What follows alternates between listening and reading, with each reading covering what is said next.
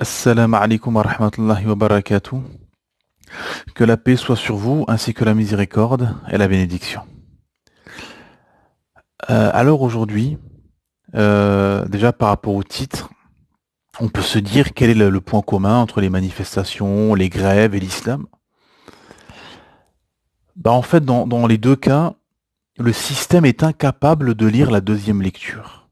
De lire dans un premier temps la deuxième lecture et de comprendre le fond en fait. Et pourquoi ils sont incapables? Soit euh, d'un côté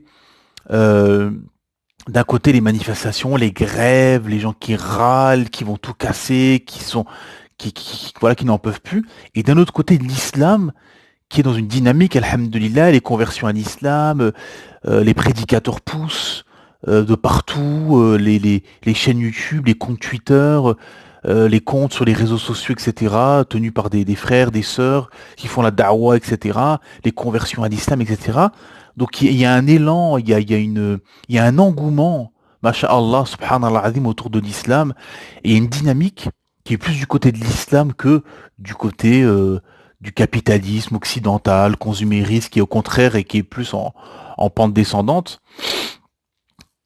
Eh ben, euh, le rapport, c'est que déjà, dans un premier temps, le système, donc, comme je disais, est incapable de lire la deuxième lecture, et parce que, dans les deux cas, c'est antinomique au système. C'est à l'opposé du système.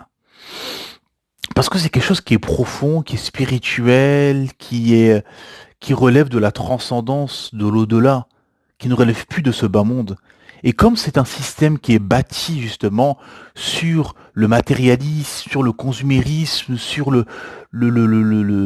comment dire, la dunya, ce bas monde, la course à la richesse, la course à l'orgueil, la course au sexe, la course à l'acquisition des biens, donc à ce moment-là, le système est aveuglé, est incapable de répondre en fait. C'est comme si un robot que vous avez programmé juste pour dire oui, non, ah ben il sera incapable de dire une autre phrase que oui ou non. Et pour cause, euh, ce système est un système qui est à l'opposé justement de l'islam dans un premier temps, qui est à l'opposé euh, de tout ce qui est spirituel, tout ce qui est moral, tout ce qui on a tout fait pour casser tout ça. Et aujourd'hui, ironie du sort, excusez-moi, ironie du sort, ces générations qu'ils ont endoctrinées, qu'ils ont biberonnées au, euh, à la libération sexuelle, à la liberté, l'interdit d'interdire, chacun fait ce qu'il veut, euh, vous êtes juste un tas de viande sur pattes, consommé à outrance, etc. Ne vous posez pas de questions, etc. Bah finalement, euh, ces gens-là sont issus de ce système, sont les enfants, sont les produits finis de ce système.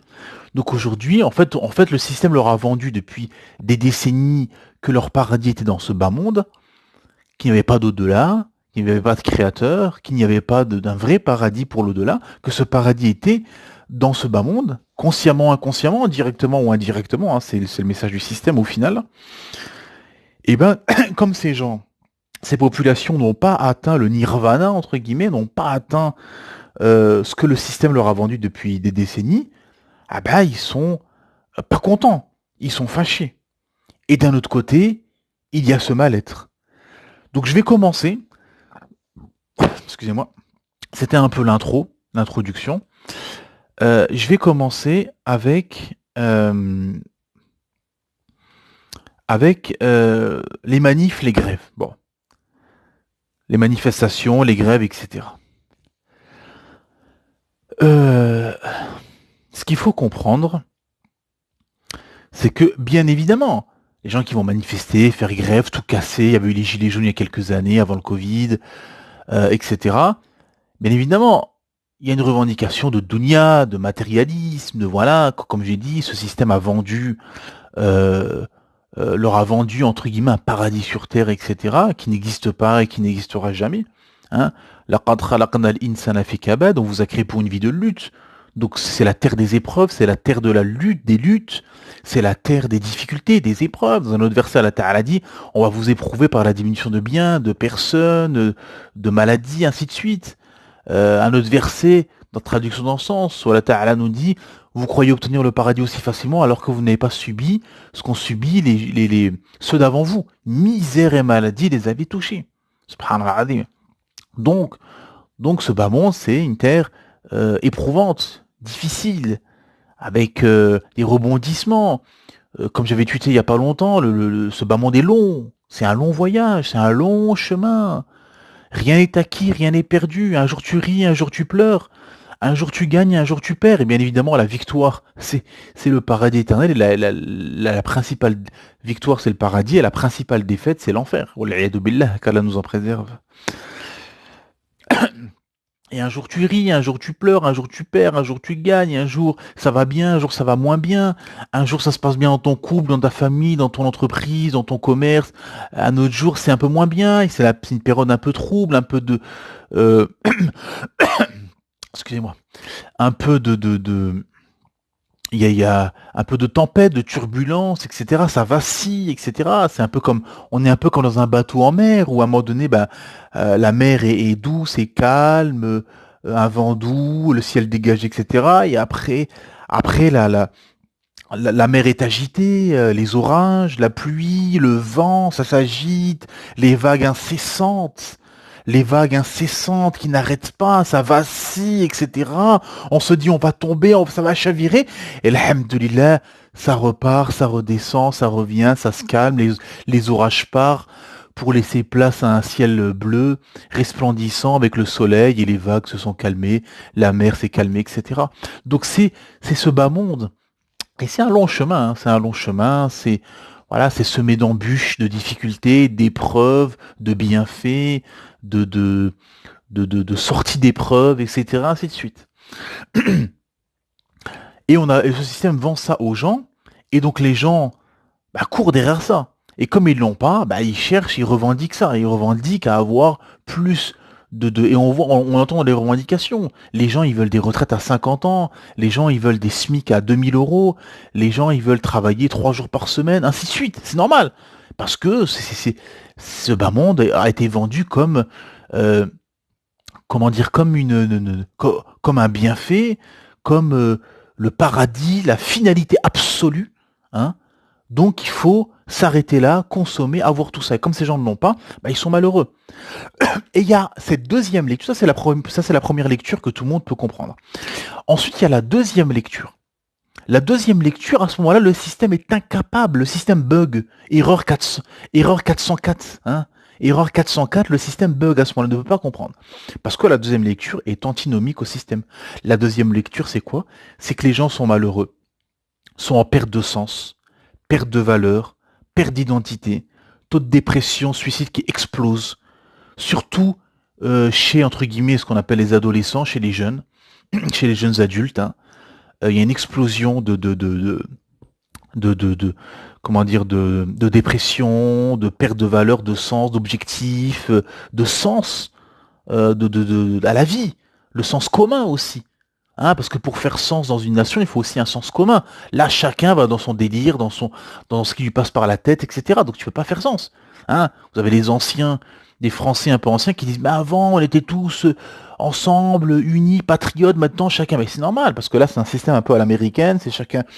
Voilà, les gens-là vont vers le patriotisme, d'autres vont vers l'écologie, d'autres vont vers le vegan, d'autres vont vers le mondialisme. Hein, je suis pas un Français, je suis un citoyen du monde. D'autres vont vers comment dire, des trucs un peu d'influenceurs spirituels, jeunes intermittents, etc. D'autres, alhamdoulilah, se convertissent à l'islam, ainsi de suite. Donc finalement, chacun part là où il veut. Alors qu'à l'époque, c'est différent. Et à ce moment-là, et plus là, les suicides, etc., dépression, etc., hein, faut le savoir, hein. En Europe, en Occident, en France, on est dans les endroits où les taux de dépression, de suicide sont les plus élevés au monde, hein. Avec des pertes de sens, de valeur, etc.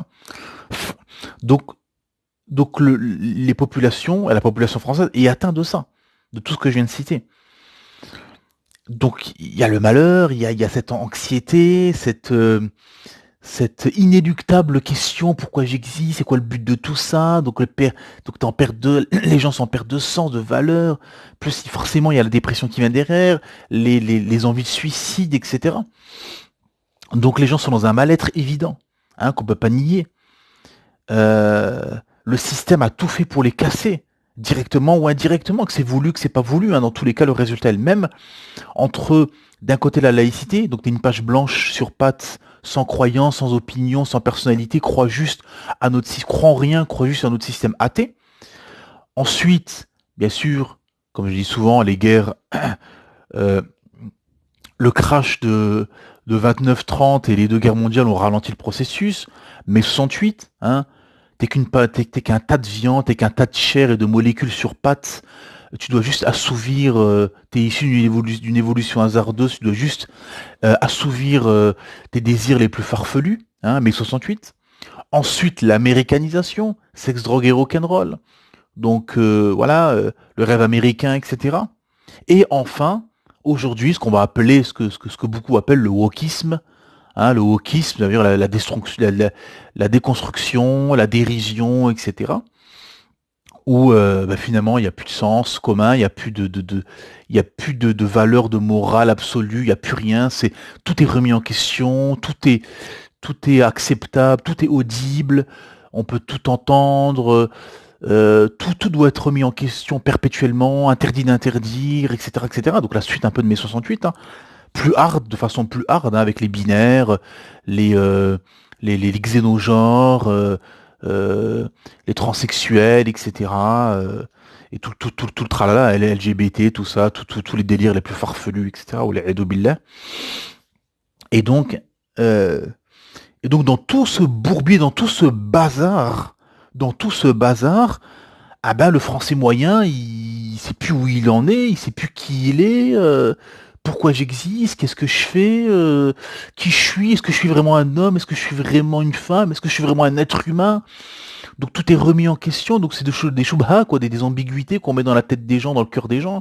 Plus d'un côté aussi les écolos qui font peur, ah la Terre va fondre dans 10-20 ans, la Terre va fondre, il y aura plus de pétrole, il y aura plus de gaz, il y aura plus de ressources, il y aura plus rien, va falloir manger des insectes, va falloir, hein, vous savez les gens là qui sont en train de propager ça, va falloir bientôt commencer à manger des insectes, etc. Et tout. Donc les gens sont dans une perte évidente de sens, de valeur, de but, etc. Donc c'est la dépression et le suicide qui guette finalement chaque personne.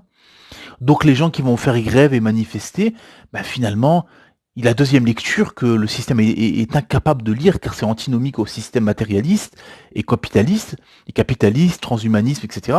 C'est que les gens sont... En fait, c'est un message de on n'est pas bien, on est malheureux. C'est ça le message qu'il y a derrière. C'est on n'est pas bien, on est malheureux, on est triste. Il y a le message qu'il y a derrière. Voilà. Donc ça, c'est le premier point. Le deuxième point, l'islam. Qu'est-ce que vient faire l'islam? Ah ben l'islam, justement, premièrement, répond à toutes ces questions existentielles. Pourquoi tu existes? Je vous ai créé pour m'adorer. Allah Ta'ala nous a créé pour l'adorer. C'est l'adoration. C'est le but de la création absolue, c'est l'adoration. Hein? Et comme disent les savants musulmans, l'adoration, c'est comme boire, manger ou dormir. Si tu ne l'as pas, tu seras malheureux, triste, tu auras un manque. Et d'ailleurs, ce que disent les convertis à l'islam, s'il me manquait un truc dans ma vie, j'étais riche, j'avais de l'argent, j'avais tout ce que je voulais, mais il me manquait quelque chose. Et ce quelque chose, bah, c'était l'islam. Comme cette personne, euh, ce converti qui avait témoigné dans la chaîne YouTube Miséricorde pour l'humanité, qui avait témoigné en expliquant qu'il lui manquait un modèle dans sa vie. Et alhamdulillah, en cherchant, en cheminant, etc., bah, le modèle, il l'a trouvé en la personne du prophète Mohammed sallallahu alayhi wa sallam. C'est pour ça aussi, par rapport à ça, à ces gens qui disent justement qu'ils leur cherchaient un dogme, un but, justement un chemin et un modèle, que j'avais développé aussi il y a quelques mois, sur ça, que tout humain a besoin d'un côté d'un chemin, d'un minhaj, d'une aqidah, d'un dogme, d'un chemin à suivre, et d'un autre côté d'un modèle à suivre qui est personnifié, qu'on a besoin de voir, d'entendre. Et Allah Ta'ala nous l'a donné, d'un côté le minhaj, l'aqidah c'est l'islam, le tawhid, l'unification divine, et d'un autre côté, le modèle à suivre, c'est le prophète Mohammed sallallahu alayhi wa sallam, comme dans Surat Al-Ahzab, la Surat 33, où Allah Ta'ala nous dit, vous avez, en la personne du prophète Mohammed sallam, un excellent exemple à suivre.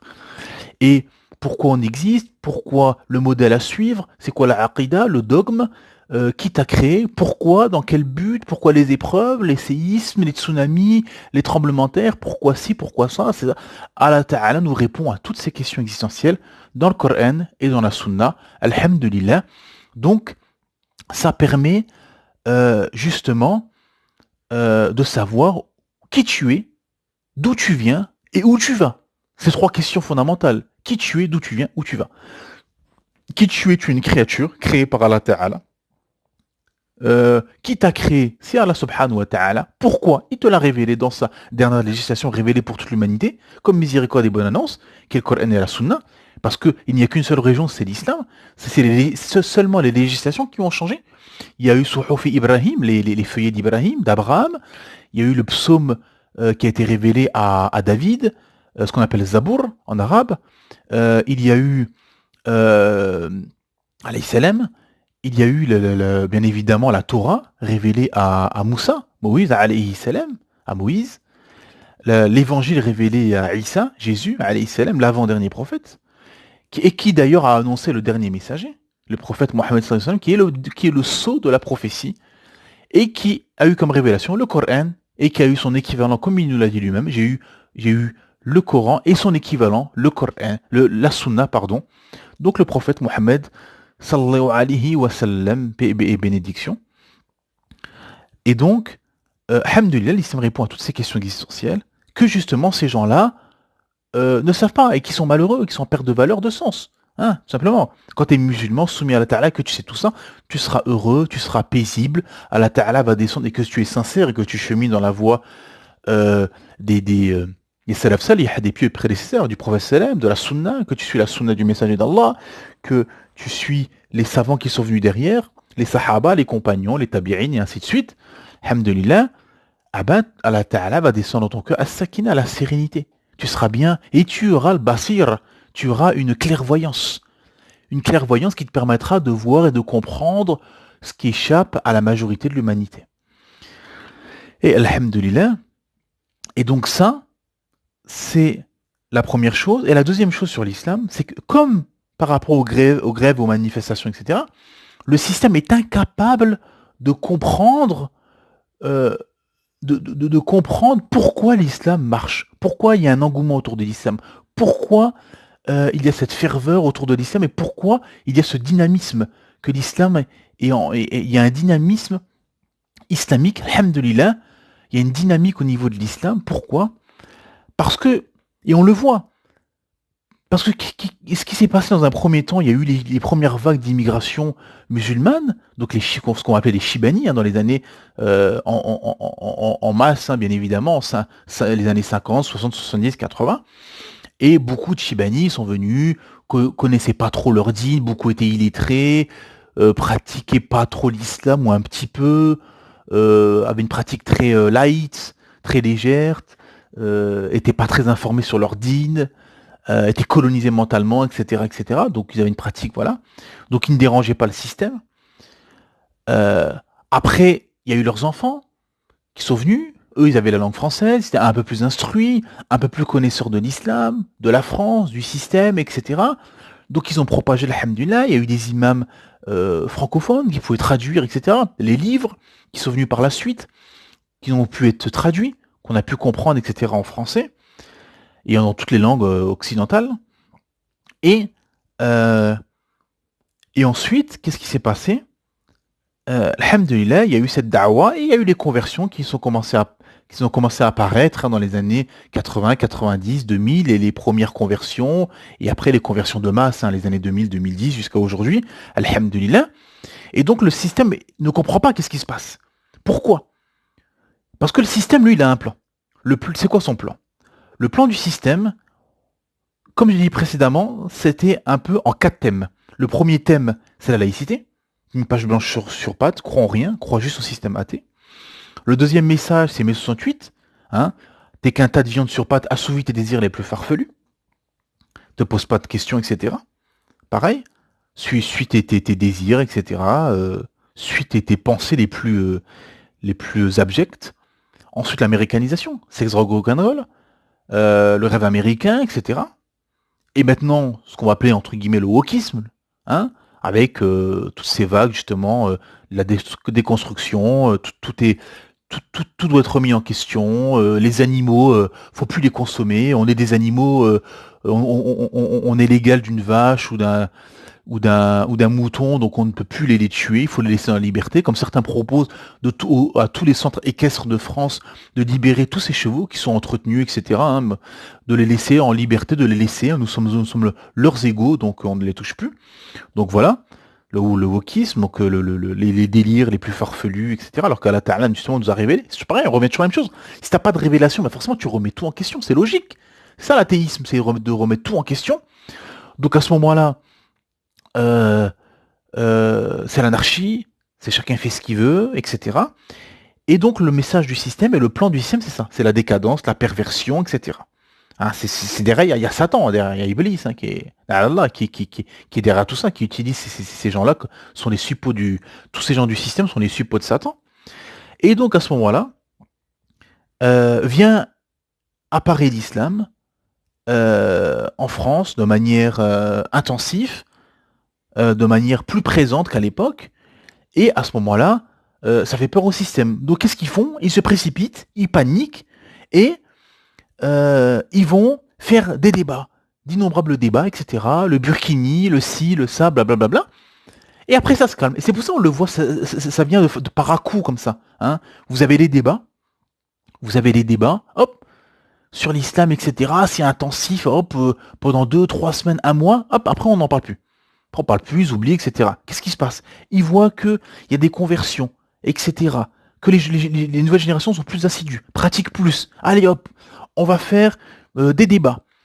Des débats, hop, pour discréditer, on va inventer des histoires, on va jusqu'à, avec les attentats, Allah Ta'ala sait qui sont derrière, mais il y a plein de choses ambiguës, plein de choses douteuses, plein de choses bizarres qui se passent derrière, mais surtout à qui profite le crime. Et ça ne profite pas du tout aux musulmans, car derrière, les musulmans sont encore plus stigmatisés, plus de lois d'exception, etc. Donc forcément, c'est toujours pareil, à qui profite le crime, donc ça, chacun se pose la question et chacun réfléchit à qui profite le crime. Donc des débats. Après, hop, si on sommeille, ça se calme un peu, on n'en parle plus, boum, il s'aperçoit, les conversions augmentent, il y a beaucoup de conversions, etc. Boum, allez hop, on refait des débats, on sort des anecdotes farfelues, une accompagnatrice scolaire, hop, elle a mis le voile, hop, c'est inadmissible, pourquoi ci, pourquoi ça, hop, et on fait encore des débats, blablabla. Bla, bla, bla. Après, ça se calme. Ça se calme, on n'en parle plus, c'est en sommeil. Après, oh, boum, il voit que les prêches des savants, des imams, les vidéos, ça cartonne. Les commentaires sont élogieux de la part de non-musulmans. L'islam m'intéresse, je suis chrétien, mais l'islam a des valeurs qui me plaisent, qui sont communes, etc. Ça m'intéresse. D'autres commentaires, je pense à me convertir à l'islam, etc. Et eux, ils le lisent, ils le voient, hein. Ils le voient, etc. On avait eu dans un débat, dans l'heure des pros, ils avaient montré des commentaires comme ça de vidéos de Français de souche, chrétiens ou athées, qui faisaient des éloges sur l'islam et qui pensaient à se convertir, ou en tout cas qui avaient une bonne image de l'islam, etc. Et donc, hop, on repart dans des débats, on refait des lois d'exception, etc. Pareil, hop, ça dégonfle, on n'en parle plus, on n'entend plus rien. Et ils voient pareil, encore une fois, que ça cartonne, ça marche, etc. Hop, on te sort un obscur personnage qui aurait crié Allahu Akbar avec un couteau, avec un qamis taché de sang, je ne sais quoi, une histoire farfelue, pas de preuves, rien, on sait pas. On te sort encore un débat sur le hijab, le burkini, blablabla. Bla, bla, bla, bla. Hop, ça dégonfle et on repart encore sur des débats, etc. Une loi d'exception, par-ci, par-là. Et hop, ça vient par à coup comme ça. Pourquoi? Parce qu'ils sont incapables de lire la deuxième lecture et de comprendre que...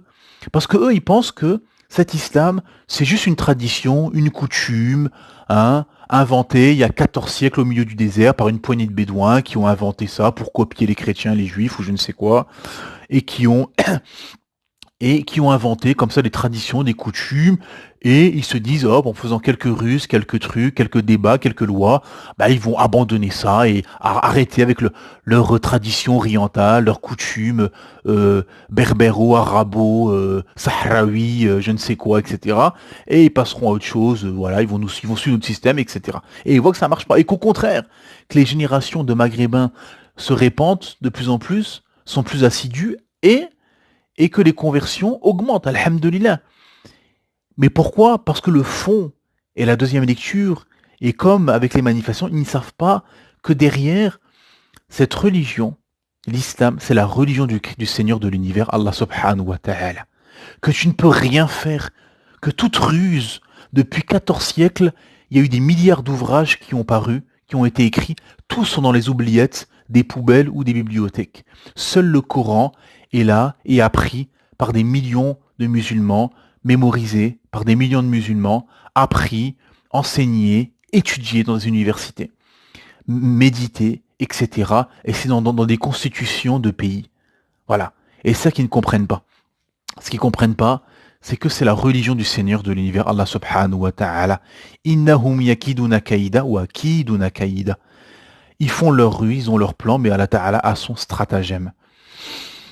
A son stratagème, alhamdulillah. Et, et comment dire, la conclusion de tout ça, c'est que d'un côté, alhamdulillah, d'un côté, la deuxième lecture qui est antinomique au système, qui sont incapables de lire, c'est que ces gens-là, ces pauvres gens qui manifestent, qui grèvent, qui vont casser, qui vont tout casser, comme on a vu avec les Gilets jaunes, qui cassaient les vitrines, qui brûlaient des voitures, etc. Au fond, le message, c'est qu'on n'est pas bien, on est malheureux, c'est ça le message qu'ils disent en fait. Et seul l'islam peut répondre à ça, justement, qui est la religion du Créateur, parce que tu as été créé pour te soumettre à ton Créateur, à la Ta'ala, lui vouer un culte exclusif, le tawhid, l'unification divine, et l'adorer. C'est ça le but de ta création. Donc forcément, la personne, si elle ne fait pas ça, elle sera malheureuse, même si elle est riche, même si elle a tout ce qu'elle veut. Et on le voit avec les stars, entre guillemets, du système, les chanteurs, les acteurs, les politiques, les footballeurs, tous les gens du showbiz. Ah ben, quand on regarde leur vie, et on l'a vu là avec l'affaire Palmade, etc., quand on voit leur vie, ces gens qui sont malheureux, qui sont dans la drogue, la pédophilie, les viols, ils boivent du sang d'enfants, ils font des sacrifices d'enfants, ils sont sont des pervers, des violeurs, ils trompent leurs femmes, ils sont dans l'adultère, dans le détournement d'argent, détournement de fonds publics, la corruption, divorce, éclatement des familles, alcooliques, drogués, hôpital psychiatrique, désintox, etc., etc. Ils ont des vies chaotiques en fait. Donc les stars du système, de leur système, sont dans des vies chaotiques, malheureuses. Subhanallah azim, la hawla wa la quwwata illa billah. Et donc tous ces gens qui sont en bas finalement de l'échelle, les pauvres gens, les éboueurs, les femmes de ménage, les maçons, les soudeurs, les employés, les smicards, etc. Ah ben, sont tristes, sont malheureux parce qu'ils ne savent pas pourquoi ils existent. Et c'est ça le message de leur manif et de leur grève, c'est qu'au fond, la deuxième lecture, c'est qu'ils sont malheureux. Et d'un autre côté, le système peut faire ce qu'il veut, faire n'importe quelle ruse, l'islam se propage, il y a une dynamique, alhamdulillah, la lumière d'Allah s'étendra au monde en dépit de la version des mécréants, car c'est la religion d'Allah Ta'ala, et Allah Ta'ala fait ce qu'il veut, et ses cœurs sont entre les deux doigts du tout miséricordieux, ses cœurs sont entre les mains d'Allah Subhanahu wa Ta'ala, et pas entre les mains de pauvres créatures. Vous ne pouvez pas contrôler les cœurs de vos populations, seul Allah Ta'ala contrôle les cœurs et il fait ce qu'il veut. Subhanallah. Subhanaka wa bihamdik. Ashhadu an la ilaha illa ant. Astaghfiruka wa atubu ilayk.